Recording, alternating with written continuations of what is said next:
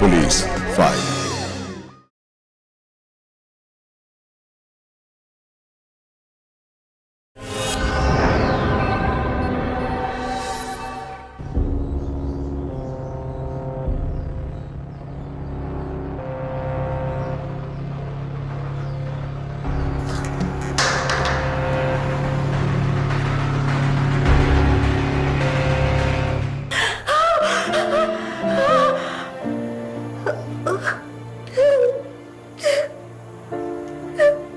কি হলো রে মা?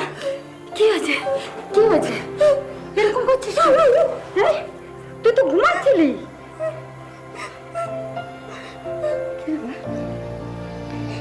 মারে, খারাপ কোনো স্বপ্ন দেখেছিস? হ্যাঁ, এরকম করছিস কেন তুই? হ্যাঁ? দেখি গায়ে জ্বর এসে কি? দেখি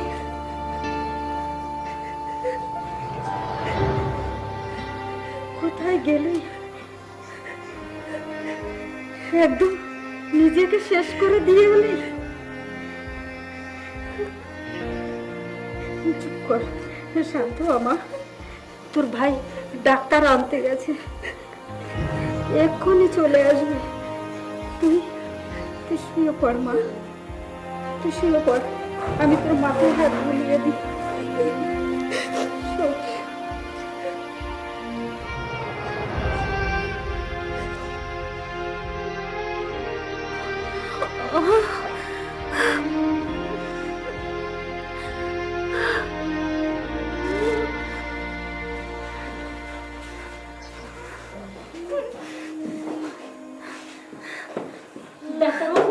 ডাক্তারবাবু আসুন, দেখুন আমার মেয়েটা কেমন করছে। ডাক্তারবাবু দেখুন। দিদি দিদি দিদি দিদি কি হলো মা?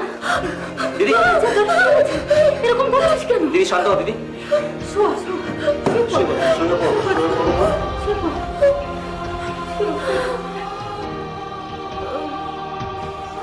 শুনছো?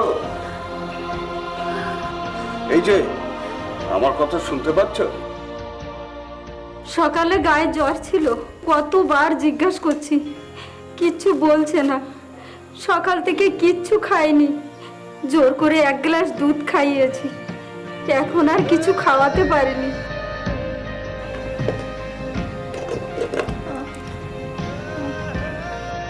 দেখি মা, প্রেশারটা মাপতে হবে তোমার।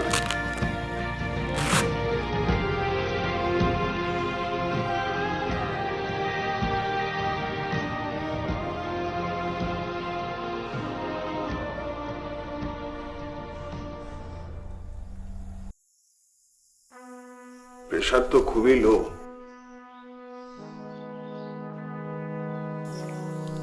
ও রক্ত শূন্যতাও রয়েছে দেখছি।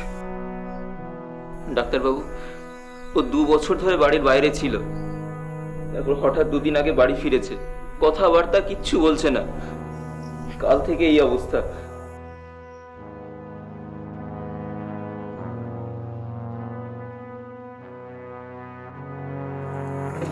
ডাক্তারবাবু আপনার ফিজটা চলুন, আমি আগে এগিয়ে দিয়েছি।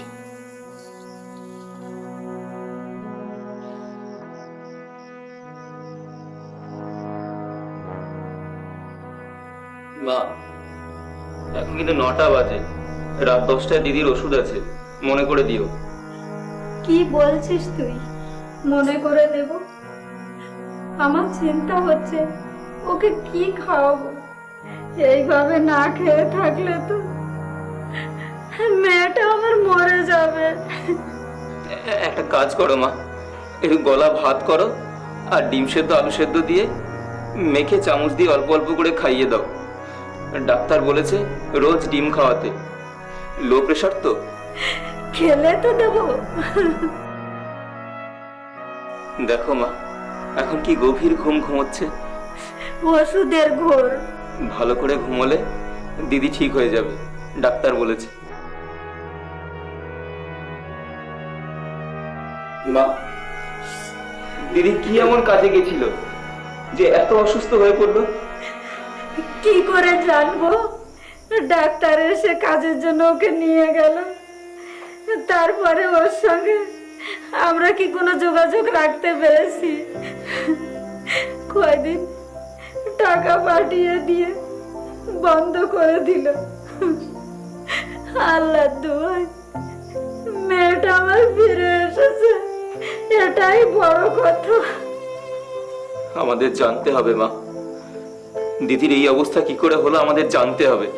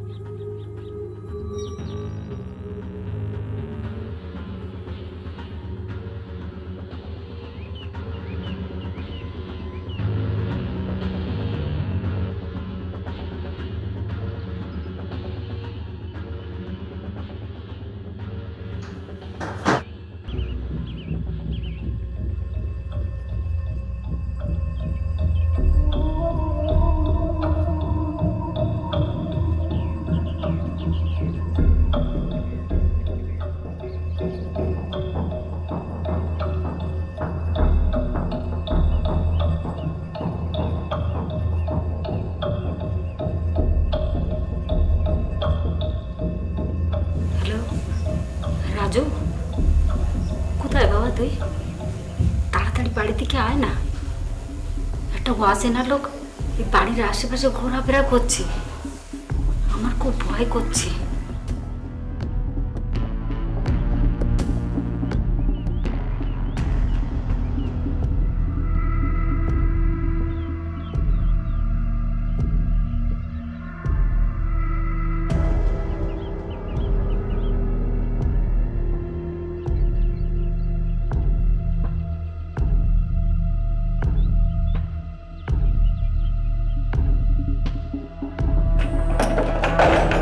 রীতা কোথায়? কেন? যা বলছি তাই বলুন। রীতা কোথায়? কি দরকার ওকে? ঘরে নেই। ঘরে নেই মানে? বাজে বকার জায়গা পাচ্ছেন না? যান, ওকে বের করে নিয়ে আসুন। কি দরকার ওকে? ও আমাদের থেকে 2 লক্ষ টাকা নিয়ে পালিয়ে এসছে, আমরা ওকে ধরে নিতে এসেছি। মামার বাড়ি পেয়েছো? বেরিয়ে যাও বলছি, এখান থেকে বেরিয়ে যাও। রাস্তা কিন্তু ভালো হলো না, ওকে বের করুন। এই চল তো, তুলে নিয়ে আসি।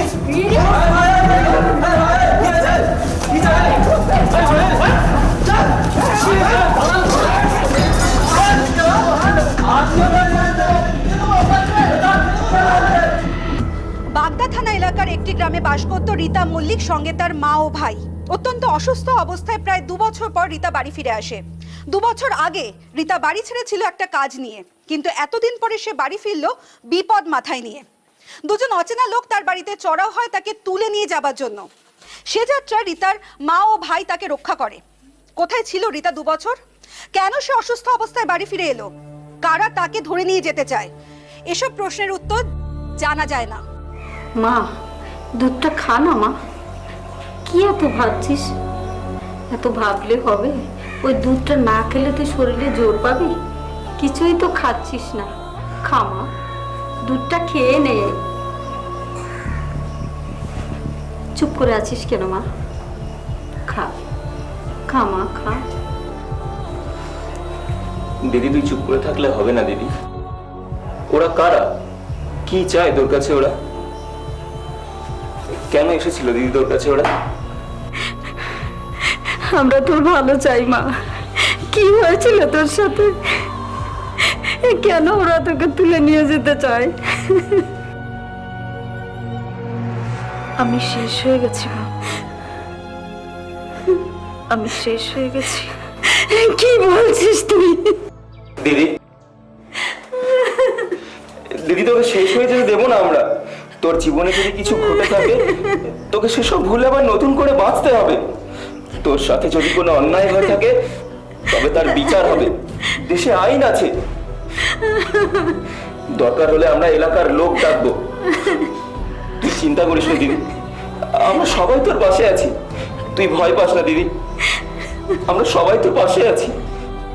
আমরা সবাই ভালো থাকবো, তোদের ভালো রাখবো, এই আশা নিয়ে ঘর ছেড়েছিলাম, কিন্তু ওই লোকটা আমার জীবনটা নরক করে দিয়েছে। ও আমাকে বাঁচতে দেবে না, আমাকে বাঁচতে দেবে না। কোন লোকটা যে তোকে চাকরি দেবে বলে নিয়ে গেছিল? ওই ডাক্তার? হ্যাঁ, ও ডাক্তার নয়, একটা নরপিশাচ। ও আমাকে মেরে ফেলবে, আমাকে বাঁচতে দেবে না, আমাকে বাঁচতে দেবে না। ওই লোকগুলো যারা এসেছিল ওরা তাহলে ওরই লোক? তাই হবে। আর দেরি করা যাবে না, বড় বিপদ। বড় বিপদ হওয়ার আগে পুলিশে যেতেই হবে, আর দেরি করা যাবে না। তাই ভালো, পুলিশকে বলে ওদেরকে ধরিয়ে দে। দিদি, দেশে আইন আছে, তোর পাশে থাকবো আমরা, তোর কোনো ভয় নেই। দিদি, আমি এক্ষুনি একটা অটো নিয়ে আসছি, তুই একটু কষ্ট করে থানায় চল। থানায় গিয়ে সব বলে ডায়েরি কর। যেমন করেই হোক ওই লোকটাকে ধরতেই হবে, ছাড়বো না আমি।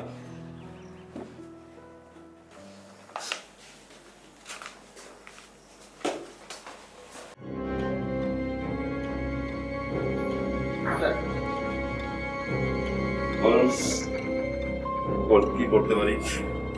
স্যার, আমার মেয়ে রীতা আপনার কাছে অভিযোগ জানাতে চায়। কি অভিযোগ? কার বিরুদ্ধে অভিযোগ? স্যার, আমার দিদিকে স্যার চাকরি দেবে বলে নেপাল বর্ডারে নিয়ে গিয়ে রেখেছিল একজন ভুয়ো ডাক্তার। 2 বছর আমার দিদিকে আটকে রেখে অত্যাচার করেছে স্যার। সেখান থেকে কোনো রকম ভাবে দিদি পালিয়ে এসেছে। এখন ওদের লোক বাড়িতে এসে শাসিয়ে যাচ্ছে, দিদিকে তুলে নিয়ে যাবে স্যার। এক কাজ কর, যার বিরুদ্ধে অভিযোগ তার নাম ঠিকানা লিখে একটা দরখাস্ত কর, আর দরখাস্তটা থানায় জমা দিই। দেখি কি করতে পারি।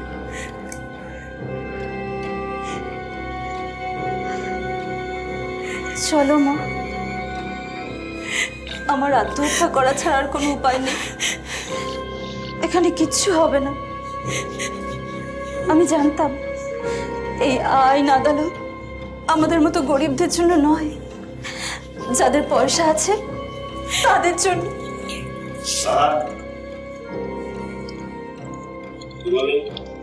যেটা শুনেছেন সেটাই বলেছি। কেন বললেন? গত 2 বছর ধরে আমার উপর কিভাবে কত অত্যাচার হয়েছে তা একটা চিঠিতে লেখা সম্ভব না, আর লিখলেও 50 পৃষ্ঠাতেও হবে না, আর তা কেউ পড়ে দেখবে না। সুবিচারটা দূরের কথা। দাদা, এই আপনার দিদি? হ্যাঁ স্যার। একটা কাজ করুন, বাইরে গিয়ে একটু বসুন, আমি সব কথা পরে শুনছি। আচ্ছা, চল দিদি। ম্যাডামকে একটু ডাক। Yes sir.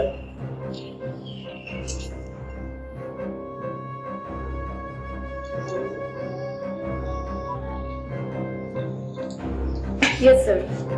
হ্যাঁ, বাইরে একজন মহিলা বসে আছেন তার পরিবার সঙ্গে নিয়ে। ওদের কিছু অভিযোগ আছে।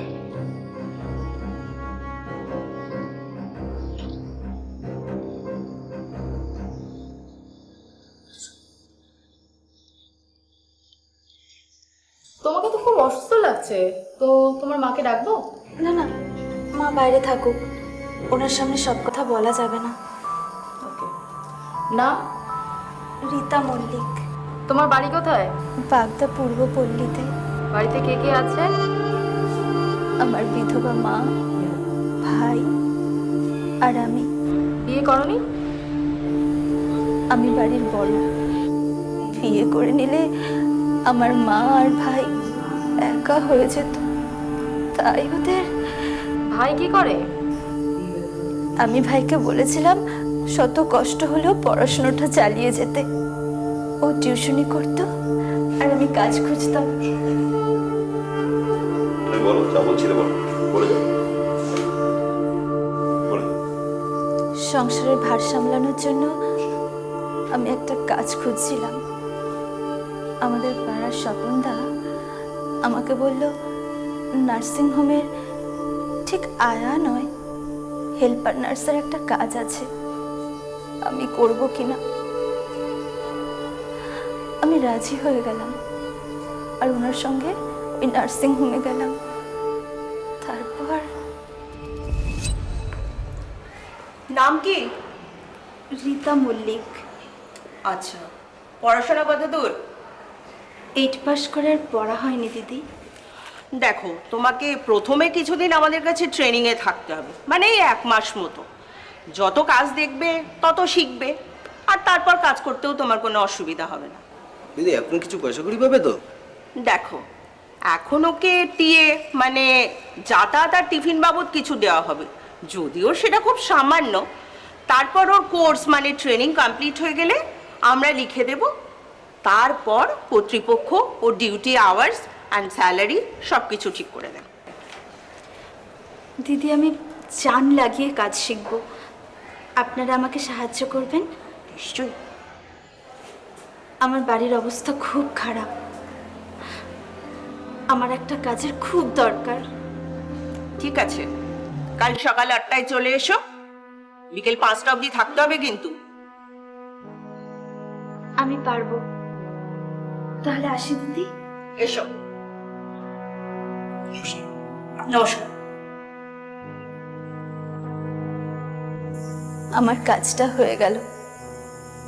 নার্সিং হোমে ঠিকভাবে কাজ করলে আমার রোজগার বাড়বে, সেই আশায় আমি রোজ কাজে যেতাম। দিদিরাও আমাকে সাহায্য করতো।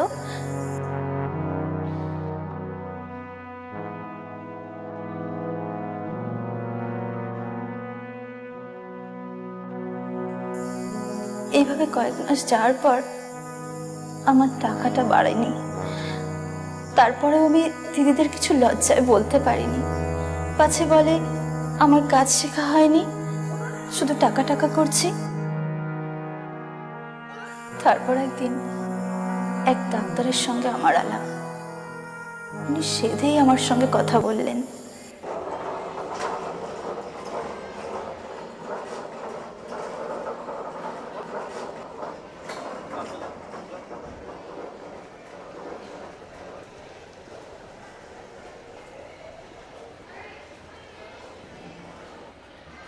শুনুন,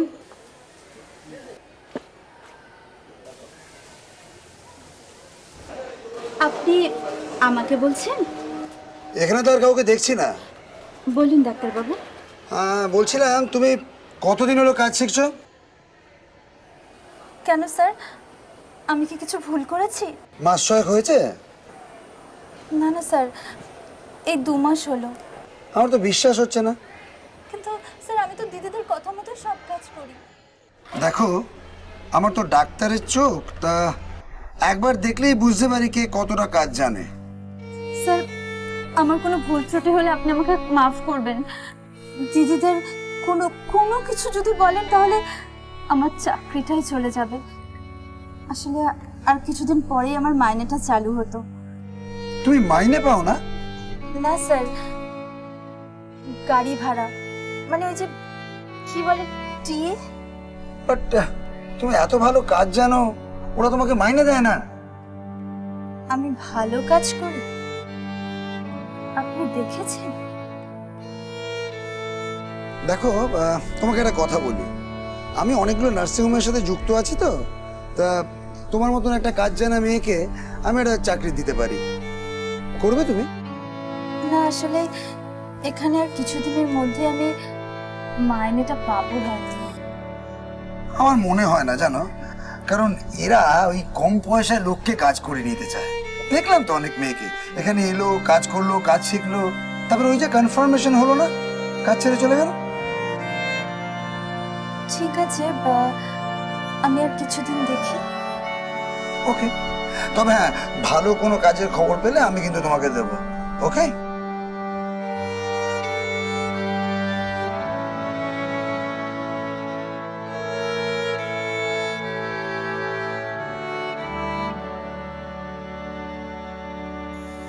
এরপর আমার ওনার সঙ্গে নার্সিং হোমে 2-1 বার দেখা হয়েছিল।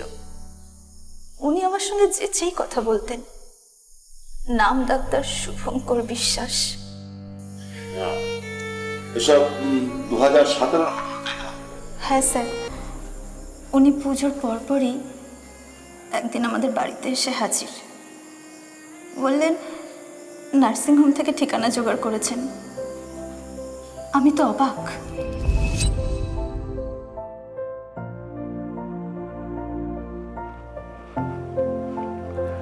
তোমরাও তো একটু অবাক হচ্ছ, তবে আমাকে বাধ্য হয়ে আসতে হলো। প্রয়োজনটা উভয়েরই। আমি ওই নার্সিংহোমে খবর নিয়ে দেখলাম যে এক্ষুনি তোমাকে মাইনে দিয়ে ওরা রাখতে চাইছে না। এইভাবেই খাটিয়ে নেবে কয়েকটা মাস টাকা পয়সা না দিয়ে। মেয়েটা অনেক দিন হলো কাজ করছে, টাকা পয়সা না পেলে কি করে কাজ করবে? দেখুন, আপনাদের সংসারের টাকা পয়সাটা যেরকম প্রয়োজন, সেরকম আমারও প্রয়োজন এমন একটি মেয়ে যে কাজটা ভালো করে জানে। আমার একটা নার্সিং হোম আছে, তা সেখানে ওকে আমি চাকরিটা দিতে পারি। প্রথমে 1,000 মাইনে পাবে, আর সাথে থাকার ব্যবস্থা। তা মাস 6 পরে তারপরে কাজকর্ম শিখে গেলে ওই 20,000-এর মতন হয়ে যাবে আর কি। থাকার ব্যবস্থা মানে আমাকে বাইরে যেতে হবে? কলকাতায় সব নার্সিং হোমগুলো এক মনোবৃত্তি, টাকা পয়সা দেওয়ার নাম নেই, শুধু খাটিয়ে নেবে। হ্যাঁ, তা আমার যে নার্সিং হোমটা ওটা ওই জলপাইগুড়ি থেকে একটু ভেতরে, সাথে স্টাফ কোয়ার্টার আছে, সুতরাং থাকা খাওয়ার খরচা নেই, পুরো মাইনেটা বাড়িতে পাঠাতে পারবে। তবে ছুটি কিন্তু 6 মাসের আগে পাচ্ছে না। ছুটি পাবে একসাথে 15 দিনে মাইনে সমেত। দেখো, আমি কিন্তু প্রথমে সব বলে এলাম যাতে পরে অসুবিধা না হয়। কিন্তু বাড়ি ছেড়ে ওখানে দেখো, টাকার জন্য সবাই আজকাল কলকাতা থেকে বেরোচ্ছে। বাড়িতে থেকে না খেয়ে লাভ আছে কিছু? মেয়ে এই বয়সে একা একা বাইরে কি করে থাক? দেখুন, আমার মনে হলো আমি ওকে কাজের অফারটা দিতে পারি, কারণ কাজটাও ভালো জানে। তা ও যদি না করে অন্য কেউ কাজটা করবে। তবে তুমি যদি রাজি থাকো,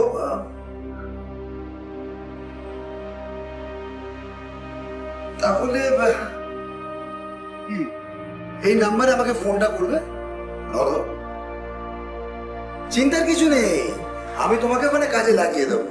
আর তাছাড়া মাসে 2-1 বার আমাকে ওখানে ভিজিটে যেতে হয়। হ্যাঁ, তা তোমার সুবিধে অসুবিধে যা আছে আমাকে জানাবে, আমাকে বলবে। আরে কিছুদিন কাজটা করো না, কিছু টাকা পয়সা এলো, অভিজ্ঞতা হলো, তারপর না ছেড়ে কলকাতায় চলে এলে। কলকাতায় এলে তোমার কাজের অভাব তো হবে না, সবাই জানবে তোমার একটা অভিজ্ঞতা হয়েছে। দেখো, আমার একটু দেরি হয়ে যাচ্ছে, আমাকে একটু ওই ডে অ্যান্ড নাইট নার্সিং হোমে যেতে হবে, তো আজকে উঠছি।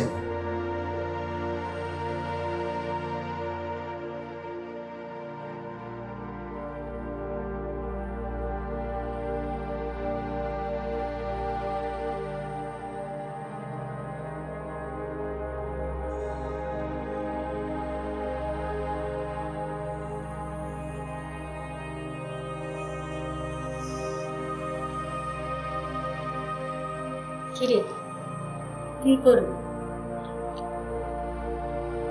মাইনেটা তো খুব দরকার মা। এইভাবে কতদিন চলবে বলো তো? তুমি ওর ফাঁদে পা দিলে, তাই তো? মা আর ভাইয়ের কথা মনে হলো। ভাইটা টিউশনি পড়াতে লাগলো। শত কষ্ট হলো, আমি বলেছিলাম পড়াশোনাটা চালিয়ে যেতে, যাতে আমাদের কষ্ট কিছুটা কমে। তাছাড়া ততদিনে নার্সের হেল্পারিটা অনেকটাই শিখে গিয়েছিলাম। আর সেই সময় উনি আমাকে একটা কাজের কথা বললেন, আমিও 7-5 ভেবে রাজি হয়ে গেলাম। আমার আম্মা আর ভাই কেউই রাজি ছিল না। আমি ওনাকে ফোন করলাম, উনি আমার বাড়িতে ট্রেনের টিকিট আর কিছু টাকা পাঠিয়ে দিল। আমি বেরিয়ে পড়লাম। রাতের ট্রেন ছিল।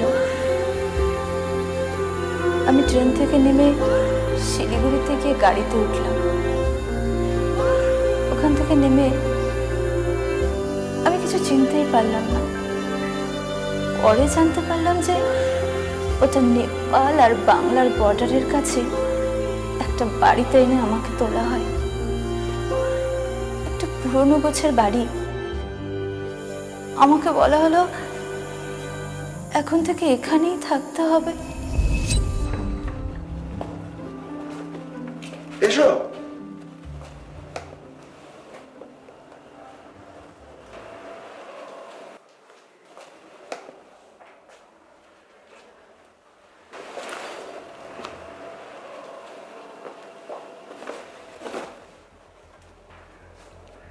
আপনি যে বলেছিলেন আমাদের হাসপাতালের কোয়ার্টারে রাখবেন, হ্যাঁ রাখতাম, আসলে ওই ঘরটা না এখনো কমপ্লিট হয়নি বুঝলে। কটা দিন এখানে থাকতে হবে। হাসপাতাল তো কাছেই, তবে আজকে আর বেরোচ্ছি না, আমরা ওই কালকে তোমাকে নিয়ে যাব। আজকে দিনটা বিশ্রাম করো। হ্যাঁ এখানে আর কেউ থাকে না? না, নিচে লোকজন আছে, তবে অচেনা জায়গা তো, তুমি বেরিও না কিন্তু। হ্যাঁ, অসুবিধায় পড়তে পারো। খাবার ঘরেই দিয়ে যাবে, আমি কাল এসে সব বাকি ব্যবস্থা করে দেবো।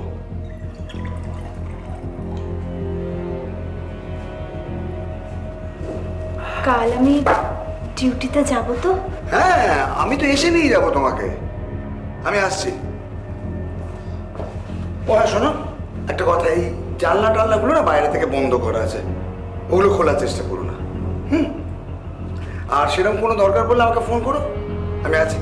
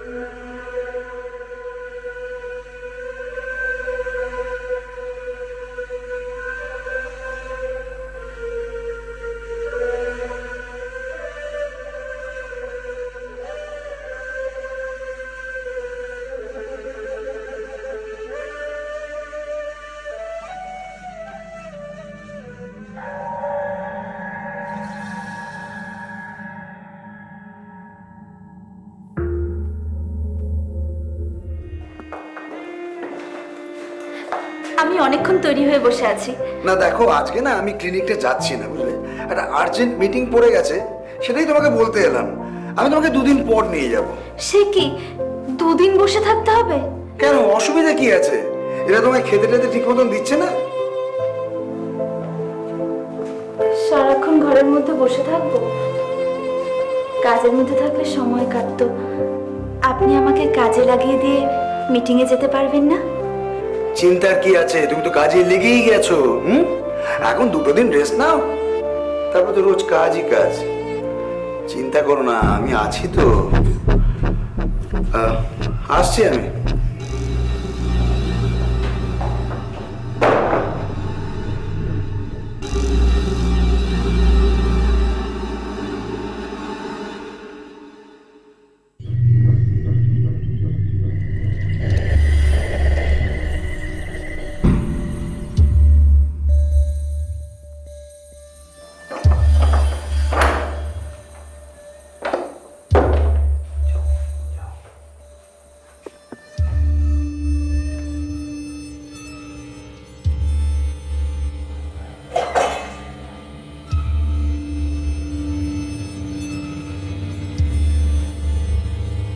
কি নাম তোমার? নাম যে নামে খুশি ডাকতে পারেন, আমাদের আবার নাম। ডাক্তারবাবুর ক্লিনিকের না মানে হাসপাতালের নাম কি? কত দূর? হাসপাতাল কিসের হাসপাতাল? যে এই ঘরটা ভাড়া নিয়েছেন, মানে ডাক্তারবাবু, ডাক্তার শুভঙ্কর বিশ্বাস, তার হাসপাতাল। ওর নাম আশিস বিশ্বাস। কোনো হাসপাতালও নেই, উনি কোনো ডাক্তারও নন। শুনুন, তুমি ঠিক বলছো তো? তোমার এখানে কি কাজ?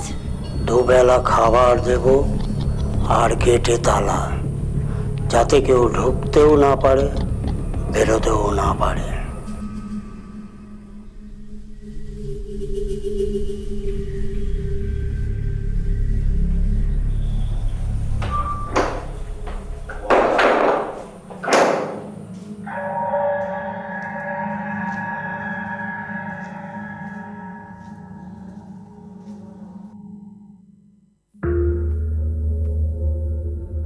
ওর নাম আশিস বিশ্বাস। কোনো হাসপাতালও নেই, উনি কোনো ডাক্তারও নন। দুবেলা খাবার দেব আর গেটে তালা, যাতে কেউ ঢুকতেও না পারে, বেরোতেও না পারে।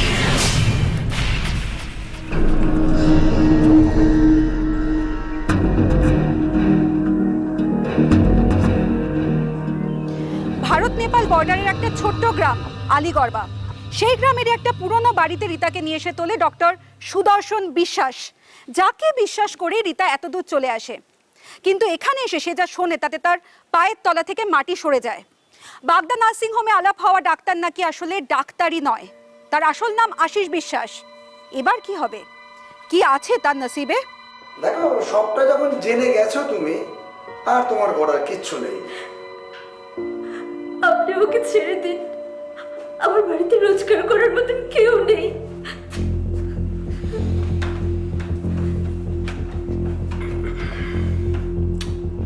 চাকরি পেয়ে গেছো, মাসে মাসে তোমার বাড়িতে মাইনেটাও চলে যাবে। শুধু ডিউটিটা একটু ভালো করে করো। ডিউটি?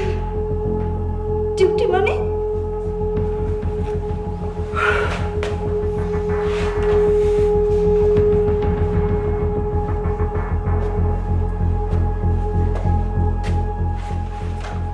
বয়স তো তোমার অনেকটা হয়েছে, তাই না?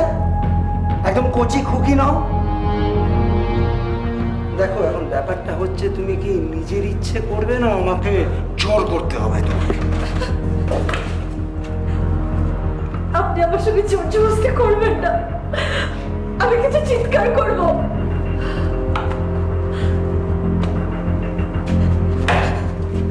চিৎকার করবে? হ্যাঁ, শোনো, তুমি এখানে চিৎকার করে কোনো লাভ নেই। এই চার দেয়ালের মধ্যে আমার চিৎকারটা আটকে যাবে। আমি আপনার পায়ে পড়ছি, আপনি আমাকে ছেড়ে দিন। ছেড়ে দেবো? ছেড়ে দেবো মানেটা কি? হ্যাঁ, তোমাকে ধরার জন্য আমি কত কাঠখড় পুড়িয়েছি, তোমাকে কত দূরে নিয়ে চলে এসেছি, এখন ছেড়ে দেবো তোমাকে? এত সহজে ছেড়ে দেবো? হাতের মধ্যে। প্লিজ আমাকে ছেড়ে দিন।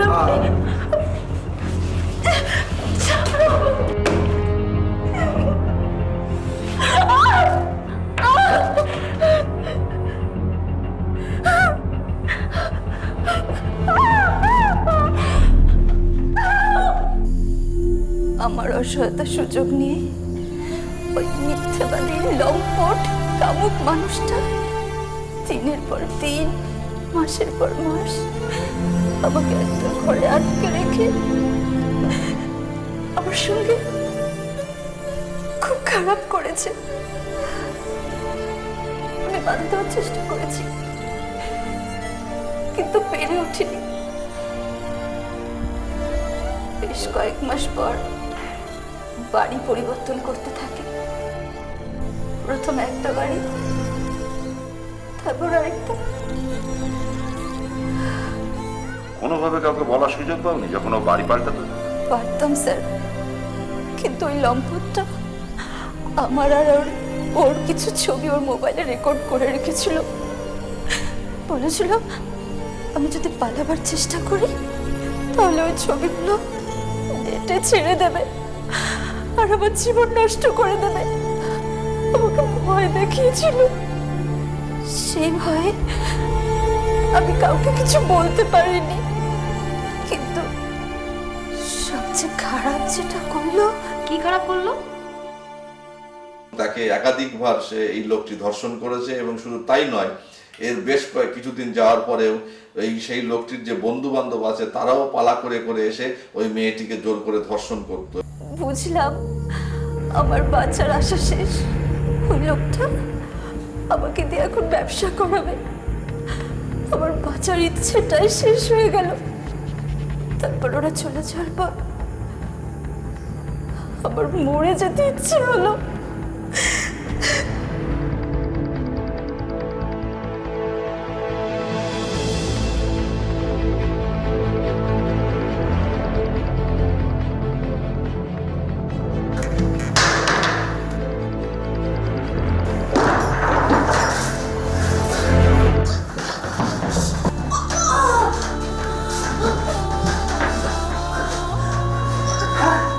মরে যাবে, মরে যাবে, হ্যাঁ মরে যাবে। মরতে তো তোমাকে আমি দেবো না, তুমি মরে গেলে ফেসে যাবে। শোনো শোনো, তোমাকে আর আত্মহত্যা করার সুযোগ আমি দেবো না, আর দেবো না সুযোগ তোমাকে আত্মহত্যা করার, বুঝেছো বুঝেছো? এরপর ও আমার হাত পা বেঁধে দিল যাতে আমি উঠে পালাতে না পারি। খাওয়ার সময় আমার হাত খুলে দিত, আমাকে জোর করে খাওয়াতো আর ভয় দেখাতো, আবার আমার হাত বেঁধে রেখে যেত। আমি ভাবলাম এইভাবেই আমার জীবনটা শেষ হয়ে যাবে। ভয় দেখাতো, মেয়েটিকে একটা অন্ধকার ঘরে আটকে রাখতো, হাত পা বেঁধে রাখতো মেয়েটিকে। মেয়েটি কোনো মতে সেখান থেকে বেরোতে পারছিল না। দিনের পর দিন এত অত্যাচার সহ্য করতে না পেরে আমি অসুস্থ হয়ে পড়লাম। আরো বাধ্য হয়ে গত রবিবার আমাকে গাড়িতে করে একটা ডাক্তারের কাছে নিয়ে যাচ্ছিল।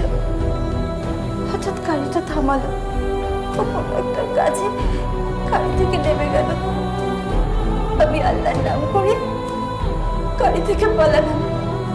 তারপরে এগুলি ওগুলি করে স্টেশনে গিয়ে লোকের সাহায্য নিয়ে কলকাতা পৌঁছলাম। তারপর কোনোরকম বাড়ি গিয়ে মায়ের কাছে উঠলাম। বাড়ি যাওয়ার পর ওই লোকটা আমাকে ফোন করে ভয় দেখাতে লাগলো। ফোন করে বললো আমি যদি ওর কাছে ফিরে না যাই আমাদের সমস্ত ছবি ওর নেটে ছেড়ে দেবে। এত ভয় করলো? স্যার, একে তো ফাঁসি দেওয়া উচিত। আরে বাবা, ওকে ধরা পড়ুক, তারপর সাজা দেওয়া যাবে। ও ফোনে বিরক্ত করছো দেখো। তুমি এক কাজ করো, তুমি ওকে ফোন করে আসতে পারো আমাদের দেখানো জায়গায়। ও আসবে আর আমরা ওকে ধরব। আর শোনো, তোমার কাছে যে ফোন নাম্বারটা আছে আমাদের দিয়ে দাও, আমরা ওর ফোনটা ট্র্যাক করি। স্যার, সবই তো শুনলাম। আমার মনে হয় ওকে পুলিশ প্রোটেকশন দিয়ে বাড়ি পাঠানো উচিত। হ্যাঁ, তাই করুন।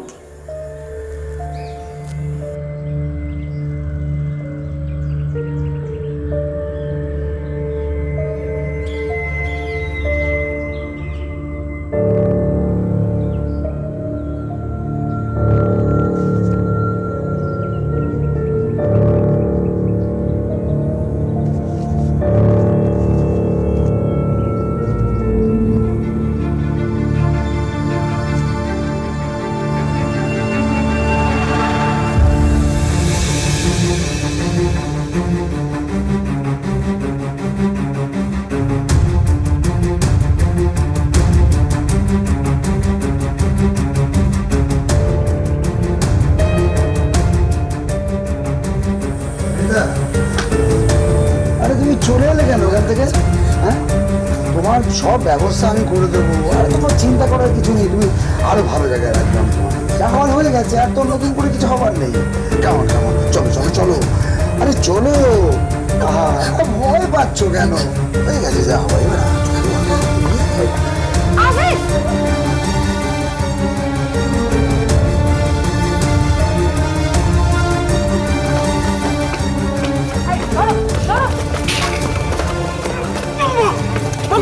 নিয়ে চলো গাড়ি।